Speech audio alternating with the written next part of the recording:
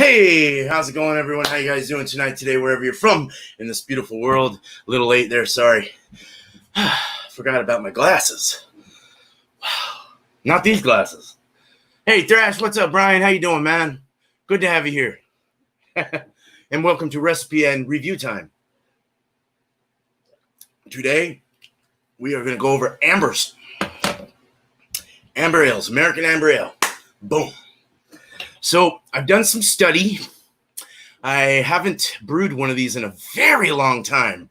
So there wasn't a whole lot to say about them, except that they're in the pale ale family.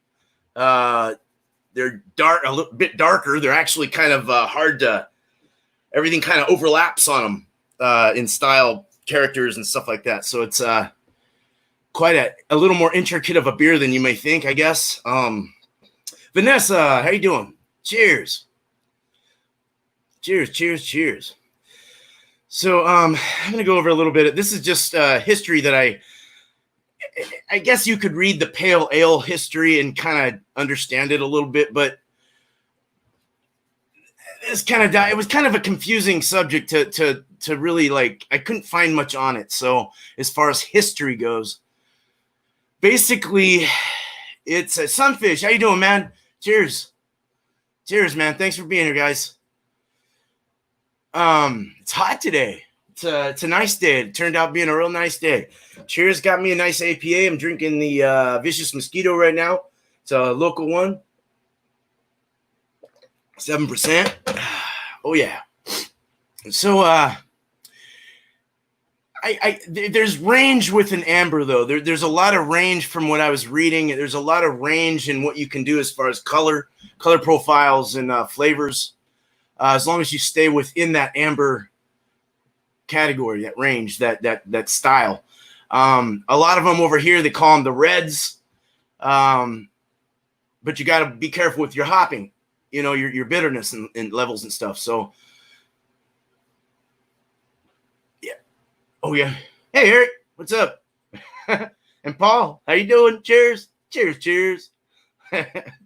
Don't mind me just rapping. Okay, so we got, I'm just going to kind of go over the history, a little info that I found. So the amber ale is an emerging term used in Australia, France, and North America for the pale ales brewed with a proportion of amber malt and sometimes crystal malt to produce an amber color that generally ranges from light copper to light brown. Now in this day and age, the pale ale uses the highest proportion of pale malts, given its lighter color. The pale ale first came around in 1703. I'm reading about pale ales because it is just over that, basically. For beers brewed with high carbon coke, which resulted in a lighter color than other beers popular at the time. Different brewing practices and hop levels have resulted in a range of different tastes and strengths within the pale ale family. Patch of Heaven, cheers. And Magnus, what's up, miscellaneous? All right, Drew. Small amount of crystal malt or other colored malts is added to the basic pale ale base to produce a slightly darker color, like Irish or British pale ales. In France, the term ambre is used to amber. Is used to signify a beer. I mean, that means amber, doesn't it? Either color or warm fermented, which is amber in color, yeah. It could be a Vienna lager or it may be a bière de garde, as in Gendlane Ambre in North America. American varieties of hops are used in varying degrees of bitterness, but very few examples are hoppy. Diacetyl is barely there or absent in this particular style. Yeah. Let's do a review. I'm going to review Fat Tire. It's everyone knows that one. So I've got two of them to review tonight. And they're not a red ale. They're not super hoppy. I would consider these more on the English pale side, the ESB side. I mean, New Belgium's been making this forever, since I don't know, late 80s or something. I don't know. I don't even know when they came out. I didn't do my research on New Belgium Brewing Company. So I just remember having them. They were like my first craft beer that I had. Oh, shit. Hey, oh, it was like the first one that I ever had. That and Sierra Nevada's Pale Ale. Before that, I was drinking Oldies, Mickey's, you name it. So let me get this off here. And I want to take my name off since it's just me tonight. Y'all know me, so flat tire. It's flat, isn't it? I know. I went back to it and I was like, I wasn't too sure about it. It actually had kind of a Pilsner, that like kind of a cracker taste to it, and I'm almost positive they're using Pilsner malts in this. 91. There you go. Thanks, man. Yeah, and I remember it like at that time. It was like that was when I graduated in 92. So this is it says enjoy by September 6th, 2020. So it's got some time. Let's do it. It says to serve these in actually I opened it, but I want to go over something real quick, just real quick before I review. Let's do this. So this is from craftbeer.com.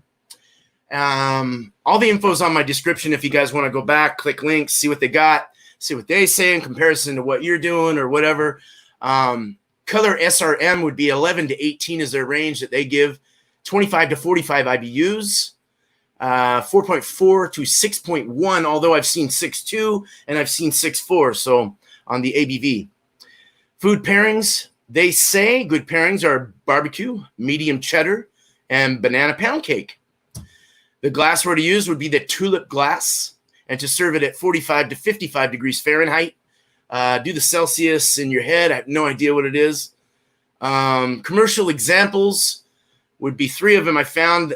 Trogs Brewing Company has the Hotback Amber. Anderson Valley Brewing Company has the Boont Amber. And North Coast Brewing Company has the Red Seal. So, yeah. Appearance, color should be copper to reddish brown. Clarity should be clear to slight haze. Carbonation to the visual should be medium to fast rising bubbles. Flavor, aroma, the alcohol should be mild to noticeable. Hops should be citrus-like characters acceptable. Malts, caramel malts, other shit too. Esters, there may be, caramel, they're talking about flavors, sorry. Caramel flavors and stuff, yeah. Esters, there may be low levels of fruity ester flavor. And phenols is not common to the style. Now, the sensations you should get when drinking one, in the body is mouth coating. The carbonation should feel medium to high. The finish length should be short to medium. And the attenuation should be medium. Ingredients they say to use or suggest. Hops, they say Horizon, Cascade, Centennial. Malts, they say to use an English Pale Ale malt or American Two-Row, Crystal, and Victory. The water varies, and the yeast is an ale. So, what's the, we'll go over that. The 05, the dry one, is one I've always used, or the California ale yeast or something, yeah. So, G-Money, what's up, G-Money? Cheers. All right. Thanks for sticking my I'm talking German now. Jibber jabber. Okay. So let's go with this. Yeah, fucked myself up pretty good last night. Face planted and split my chin open pretty good. Ow. Oh my God, dude. I hope you're all right. Well, it sounds like you're all right, but damn, that sucks. Sorry to hear that. Right? All right, man. Well, thanks a lot, guys. Appreciate it. I'm going to do this review, and then we'll go on to making one of these. It shouldn't take too long. It's not a super hard recipe, so it shouldn't take too long. I am going to go more on the English side, though. I'm going to probably use Maris Otter. I don't know. I'm thinking of either Turo or I don't know. I'm trying to figure that out. Maybe Brian can help me with that one. What do you think about Maris Otter over regular your regular general two-row that they have? So I definitely have what I say would be a amber. This is a finger on the head, the smell. It definitely has the caramels a slight kind of just a very pinchy slightness of toffee in there. I get some bread in there as well. I'm not getting the Pilsner or the cracker on this for some reason. When I tried it 3 days ago, because it's been in my fridge for a while, it was more cracker-like. This is not smelling cracker-like. Maybe my shit adjusted to it or something. It does have kind of like a tangy, floral, earthy weirdness going on in the hops. Kind of a sweet caramel malt going. Yep. It's 5.2%. I don't know what the ABVs are on this, but yep. Let's taste it. Let's look at it. It's amber colored. It's got a medium rising bubble. It's actually pretty turbid inside, and it's already starting to lace up. It's a clear beer with a very slight haze, so they're pretty on point, on the money with that. Yeah, that's what I was thinking. I mean, Maris Otter is more expensive, right? But from what I remember, but it would probably be worth it, I think. What are the flavors in a Maris Otter compared to Two Rows? What would you get out of that? More of a caramel, more toasty, or maybe a biscuit toastiness, kind of like Victory Malt. See, I'm going to probably use Victory. I do like that one quite a bit. So this is it's a nice looking beer. It really is a nice looking beer. Let's go taste it.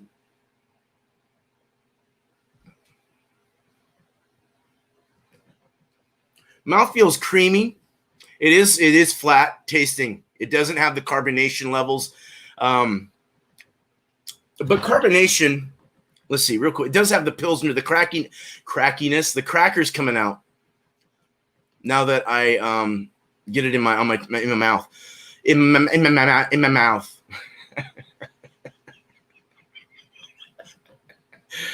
Sorry, I've had a bad day. Mouth coating.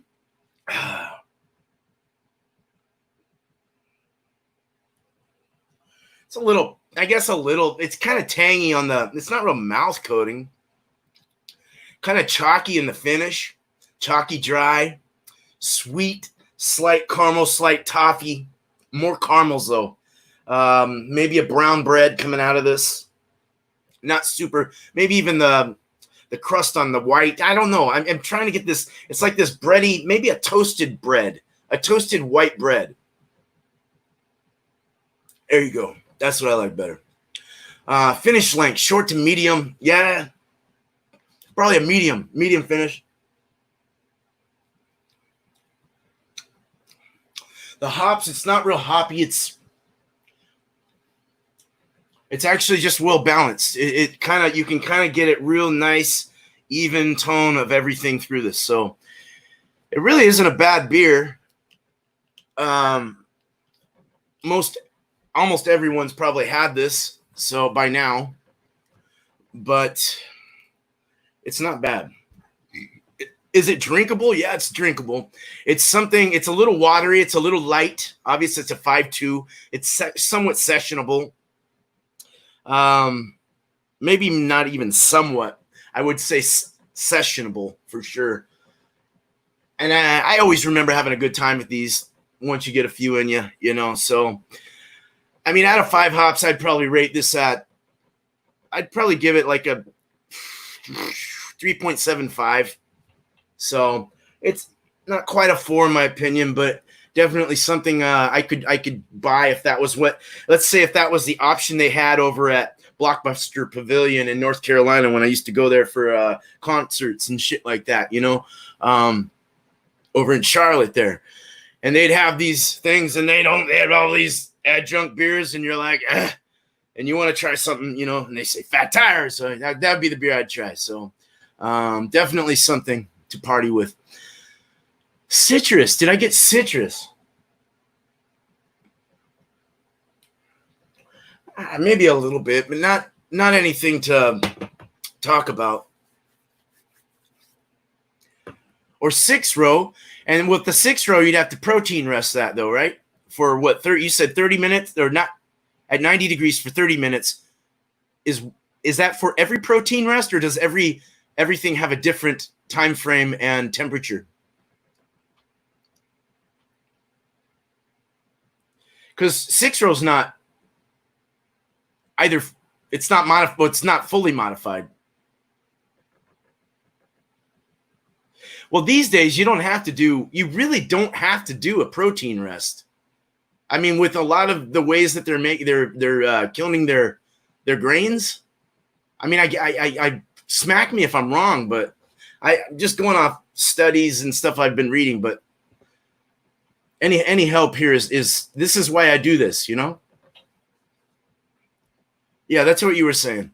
And I've seen it for 30 minutes at 90. See, that makes more sense. Did I say that?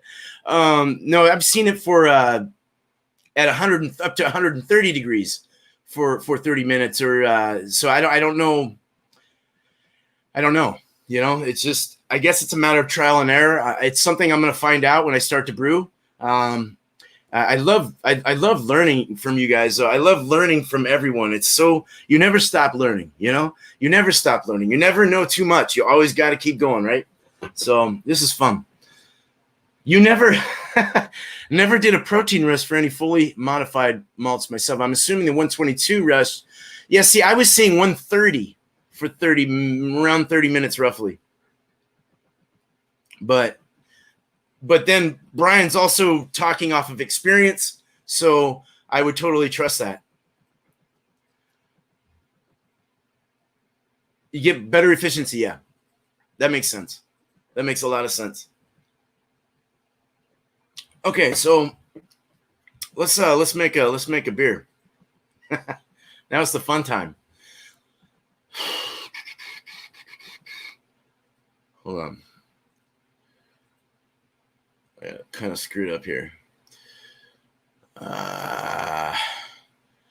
So kind of to go over this first before I share screen. This is from an article. You know, this is from someone who, okay, this is how I brew and this is how I would do it, you know. And so I'm just kind of going, you know, I'm going off of this and what this guy's done. I don't know how good a brewer he is or how much experience he's had or whatever, but this is from beerandbrewing.com, and the link's in the description. So he's saying the ingredients, these are things he would use: 75% Maris Otter, add equal parts of British Crystal 45 Lovibond and Munich malts. Victory is okay too. 8% or so of higher Lovibond Crystal, Brie Special or Extra Special roast would be okay. Special B or Crystal 120, 150 are fine too, giving it some darker fruity flavors to the palate. And then the last 1% would be about 2 ounces or so for a 10-gallon batch of pale chocolate malt for the slight coloring and the drying, if the slight dry. Note to that is don't go any darker than 1%. So a good yeast to use would be USO5, like I was saying. And Brian, you like that one too. And you don't have to hydrate it. It actually is pretty active, but some do say hydrate it first. So if you want to, go ahead. It's not going to hurt anything. If anything, it might help. White Labs, WLP001 California ale yeast is something I've used in the past. And I used to always use the tubes from them. And that was one I always remember using. Y yeast. Also, a German ale yeast is okay to use. The 1007Y yeast is okay for a touch of fruity esters. So that was something that I learned today. That was kind of interesting.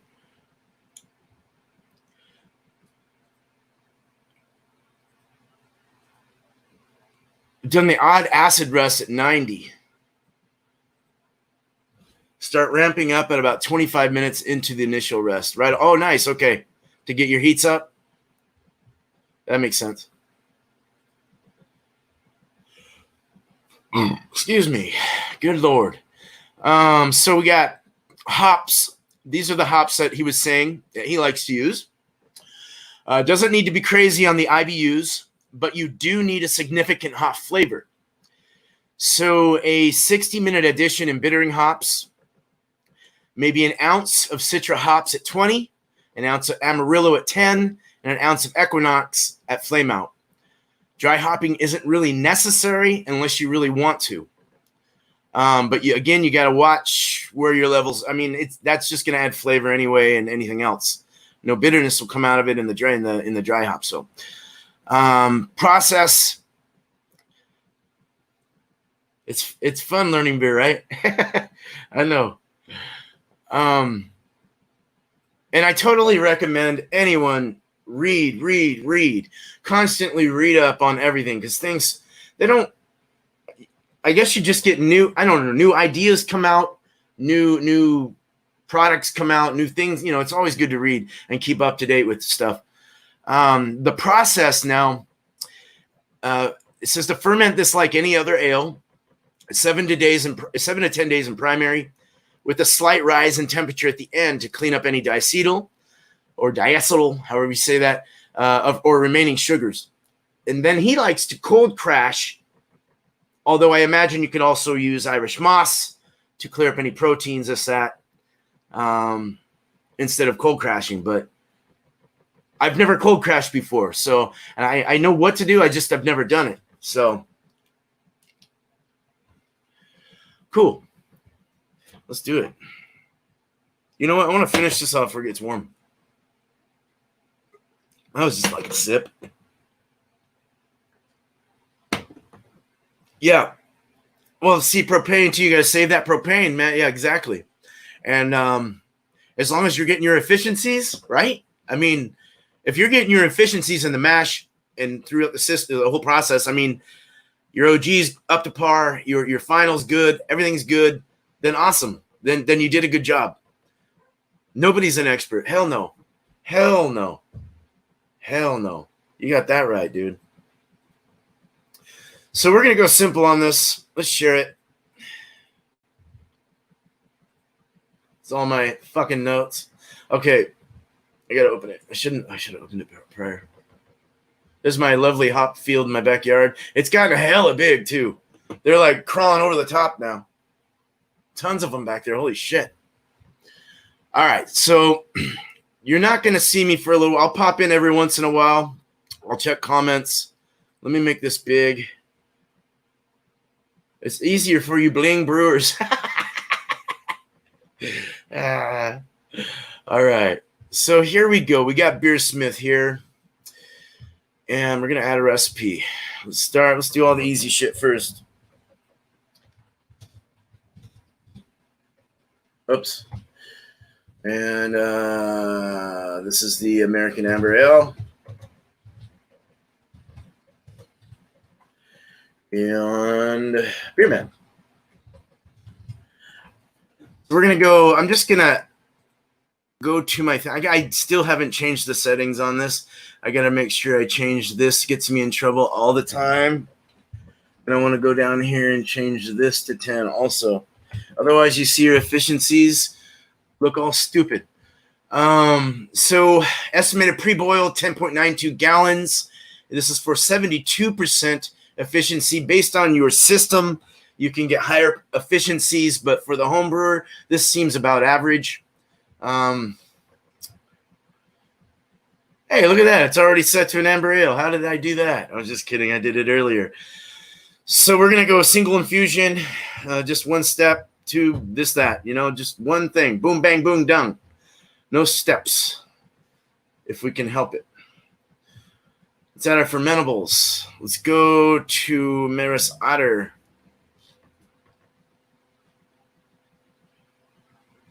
That would be M. Where is it? It doesn't have it. Is that just the UK one? Oh, no, there it is. Okay. So let's go with 18 to start, and we'll work our way up.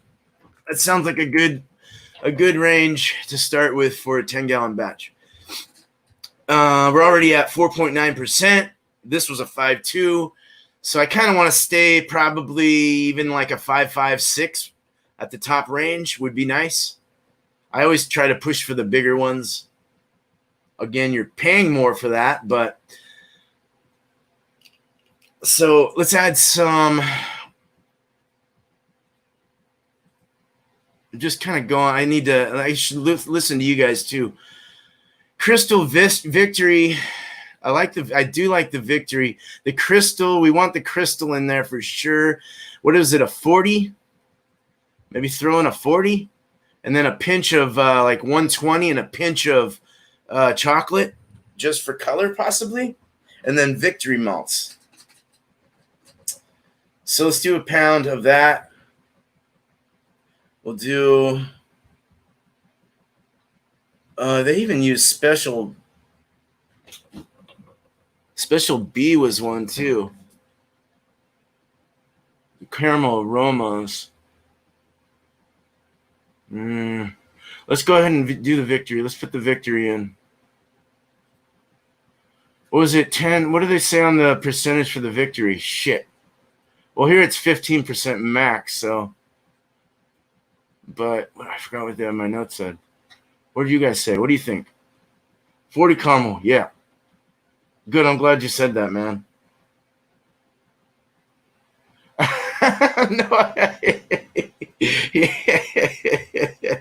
No, don't do special B.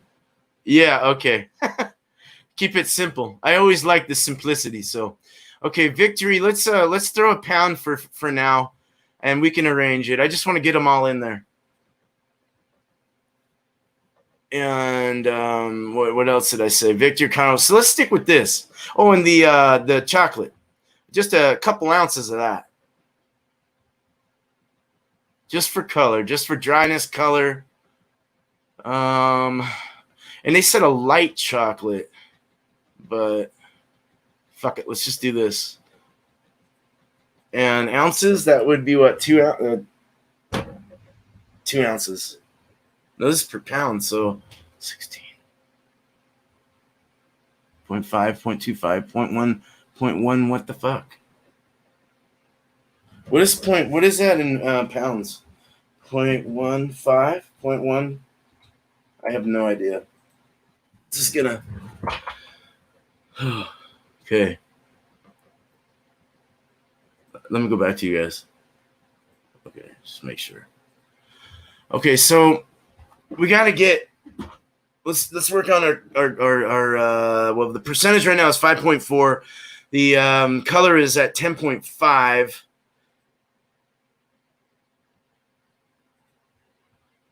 And 11 to 18 is your typical. So let's add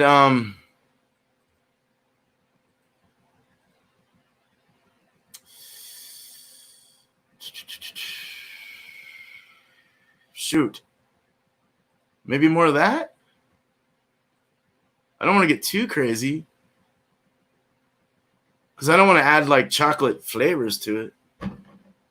6, that's not even a half a pound. That's like less than a half pound, but that's.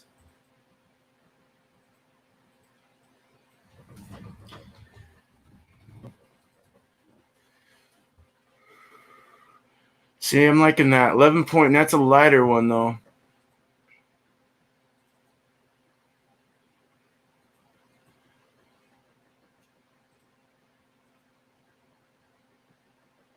We're at 5.7. That's actually a good number. I want to go 6 though. Well, it's a 5.7. They say 5%. Oh, I didn't know that. They have a different number on Beersmith. Fuck it. Let's just do what Beersmith says. 12 chocolate malts, crystal. We can add. I don't know if I want to do that though. Let me see what you guys are saying. Add more caramels? Okay. As in like 120, like a 120 or a 150?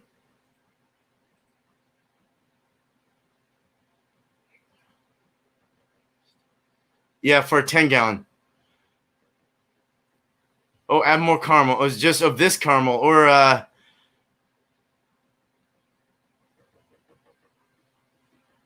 wow. I got it's all stuck right now.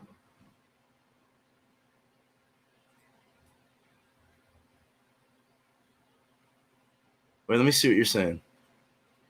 You're my teacher, Thrash, right now. I didn't do enough study. 80, okay. And a bit of it though, not like maybe not even a half pound, right? Or yeah, or more.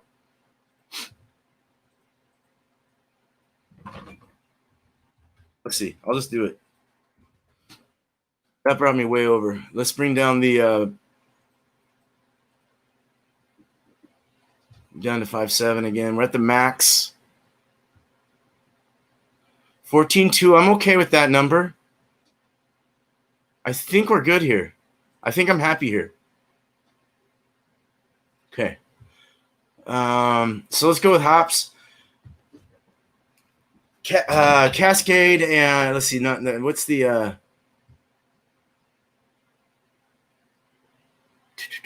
Here we go.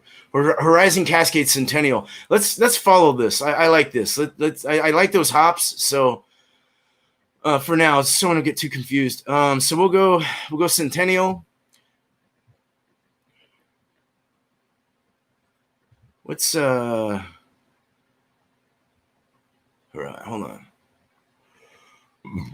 As I burp. I want to use Horizon as a bitter. Let's do Horizon. Centennial. Let's do Centennial as a bitter, and then we'll use Cascade all the way through.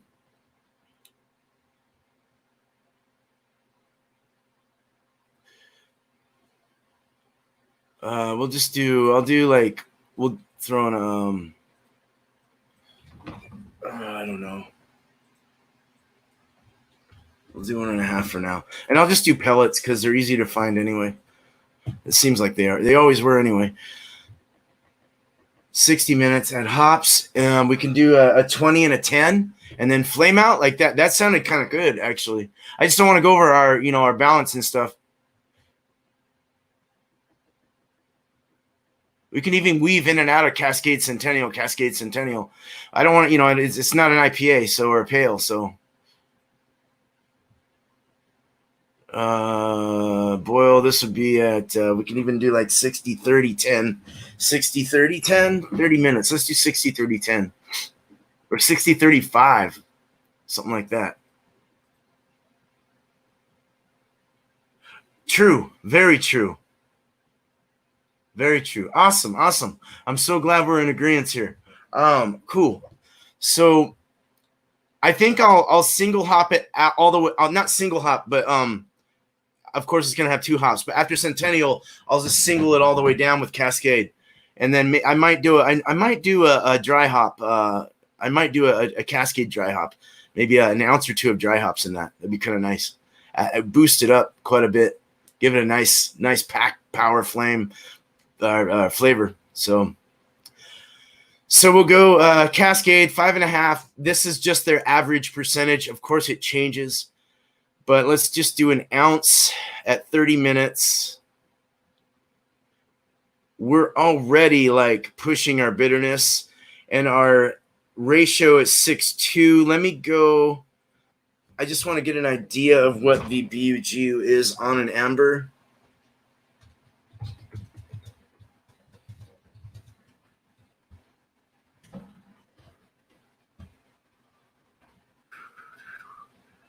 What is it? 0.6? I'll go with that. 0.619. They said it all in the description. Thank you very much.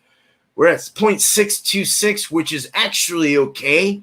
I could probably go, I might decrease the time and go to 20 minutes, which is now at 0.59. And then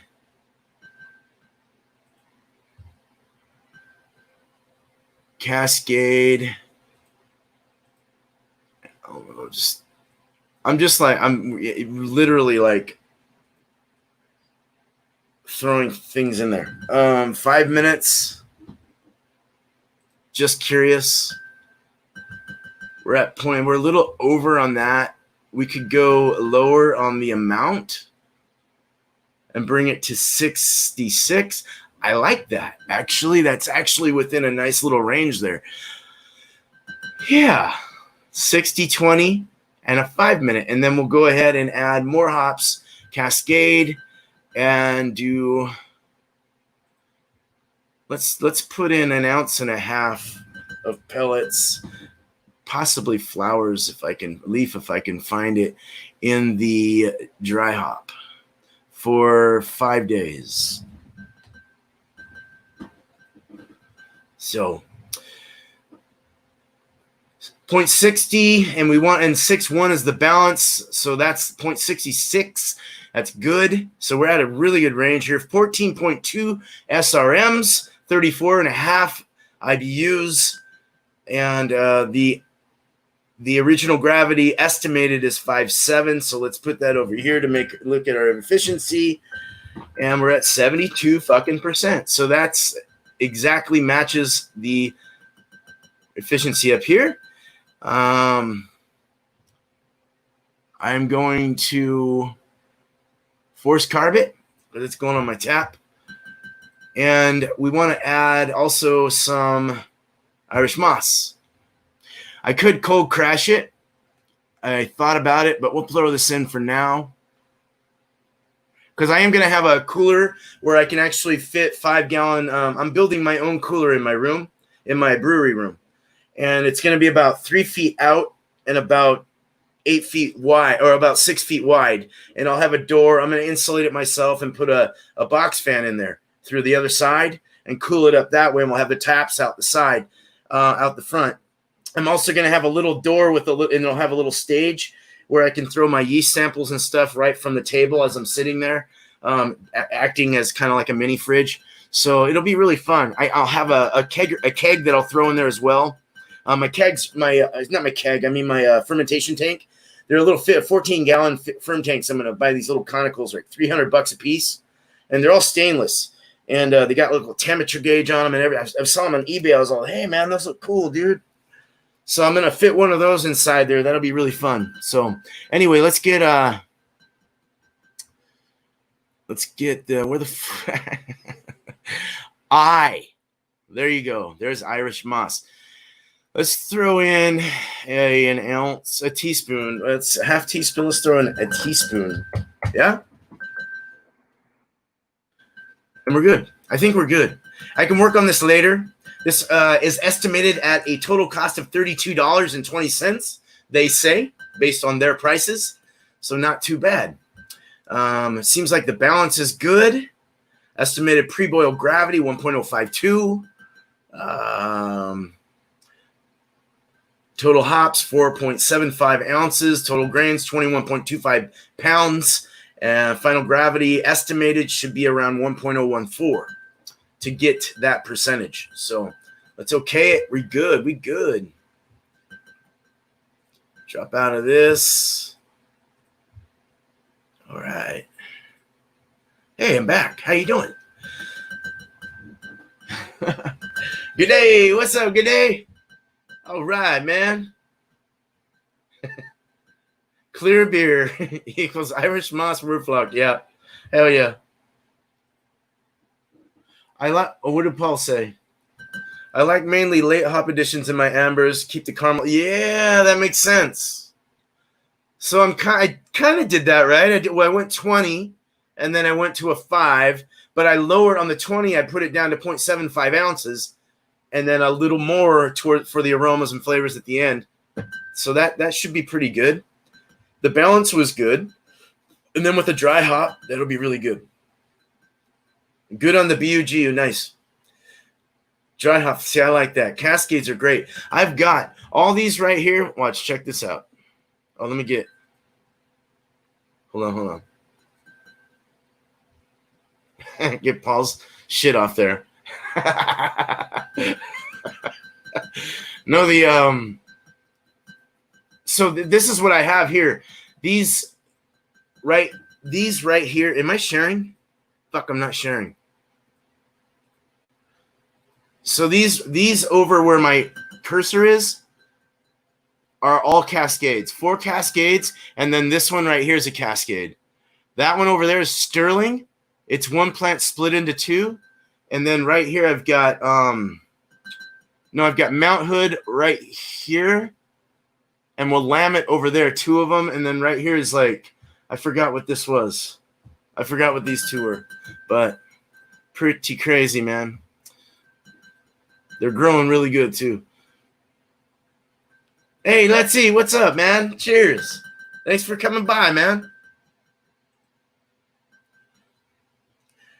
Drink out of an earthenware mug. No worries about clarity then. Well, I'm going to slam this. We're going to do another review. I have, I haven't had, it's a Widmer Brother one.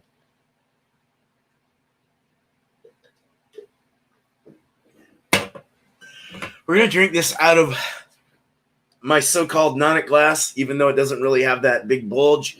It is kind of a nonic. I've heard it both ways. Serve it out of a nonic, serve it out of a tulip. But everyone has their preferences, I guess. So this is Widmer Brothers. They are out of Portland, Oregon. I've been to their brewery. I think I've said that before, but very good Reubens, very good food there, and they're just like they're everywhere. Everyone knows about Widmer Brothers for the most part. I think they even know about them in England. So itch my back here, my big meaty fat arms. No, you like? Hey, thanks, man. Sunfish, thank you, man. I have to mow it again. Actually, that grass is growing. We in Oregon, man. That shit's rains here. It starts growing. Show us the beer fish. I fixed that. I changed the water, man. As I spit on my screen, I changed the water, and it has very clear water, and the pump's working. And yeah, Moby is so happy, man. Big old fantail, man. Big old fantail goldfish. Awesome. And he can see now, too, so when I go by, he sees when I'm feeding him. He gets all excited. He's a heavy little sucker, too. Let me tell you. I scooped him and kind of felt the weight. I was like, geez. So, thanks, Let's Eat, man. I appreciate that. Thank you, man. You ain't got a bad channel yourself, man. Well, check out Let's Eat, man. Cool dude, man. He was eating on a burger and fries, some waffle fries the other day, man. It looked pretty damn good. It's getting me hungry. So this is Widmer Brothers. It's a Drop Top Amber. They've had this out for a very long time. It's also, I think it's a 5.3. So it's a little step up from the Fat Tire. Not much. So let's see what the difference is. A little bit of water vapor.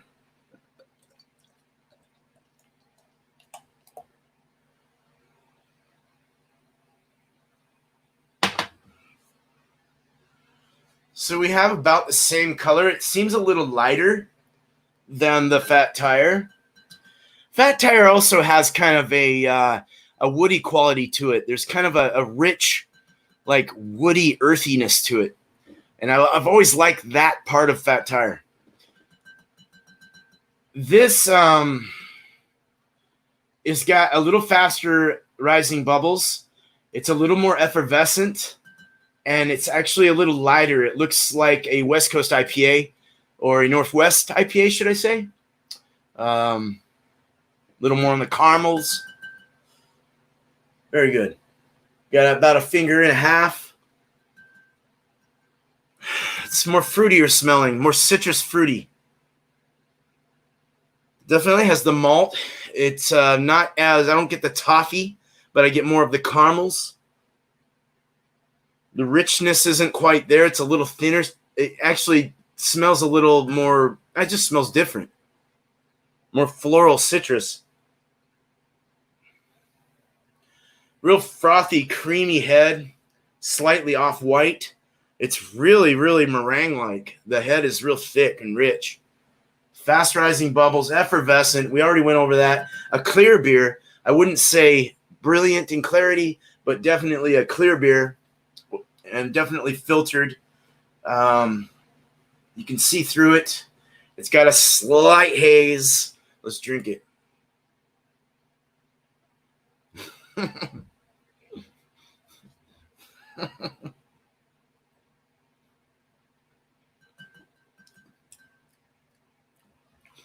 It's got more caramel flavors to this. More of a sweet caramel. It's not really bready. It's not really cracker-like. It has kind of a sweetness to it. A very sweet, longer finish, medium long finish. medium finish. Dry, but not super dry in the back, and not real bitter, more watered down. It has kind of in the palate, you're getting that toffee. There's a little bit of like this caramely toffee thing going on in the top, right on in the soft palate, right before it goes down. That dryness and a chalkiness starts to form around the sides of your cheeks.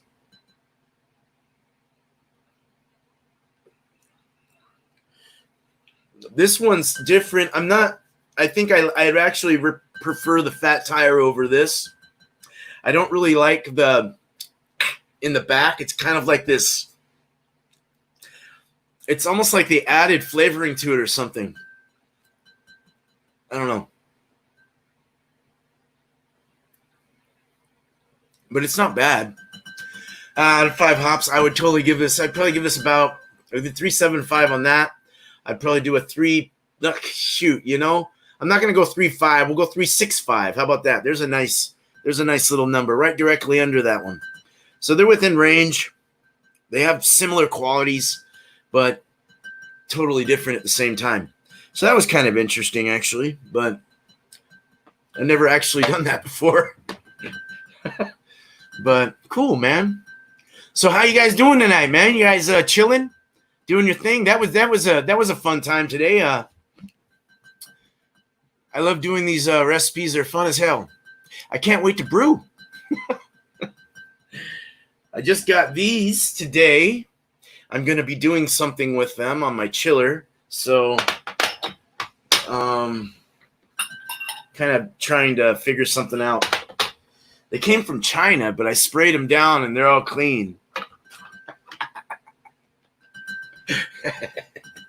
They give you the little rubber washers too for the TCs, the triclover, little flimsy silicone washer things or bushing things to keep the water from going through. You slip right in, go over the top, then you put your other one next to it. This isn't what I'm doing, and then you have a clamp that goes over. But fun stuff. I got to work on my mill next. My mill will be the next thing I do. I've seen cheap ones and I've seen more expensive ones, so we're gonna see where we go with that. But so hold on, I was thinking about something.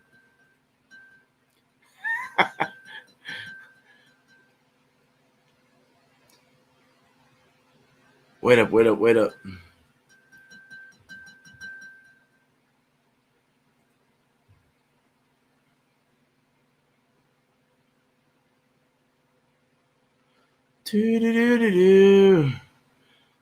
totally lost step here.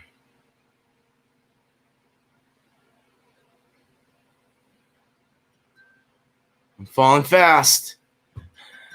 Never mind. So I'm going to drink this. We're going to drink this. We're going to talk. If you guys want to talk, hell yeah. Yeah, I should. I'm going to work on the mill, though. I like nice stuff, you know, and it's taken me like 4. Nah, I wouldn't say that. This one, I've said it before, but it has taken me like 4, 5, 6 years to build. So I was working on a 50 amp one because I wanted to go and actually brew beer and sell it. And I still kind of want to get into that realm if it ever happens. I mean, I got to get the experience first, you know? So we'll see what happens. I mean, one of these days something might happen. I am getting old, so I got to figure something out quick. But this system is getting very close to done. But the mill is a big step, and it can get expensive if you build your own, or you buy the mill. Some of the mills cost like $400, $300 for just like for the 3 roller ones or the double. I've had the double roller ones, and they work just fine as long as you can set them right. I like things that are easy to do. So if I can put my credit card in there, set it up, boom, boom, boom, and get your proper distance and do it that way. You just don't want to crack it too much and make flour. So, yeah, I brain farted all right for a little. I think I really farted. But So there's a lot of thought going into this mill right now. I can't think too much, though. I got to get it done.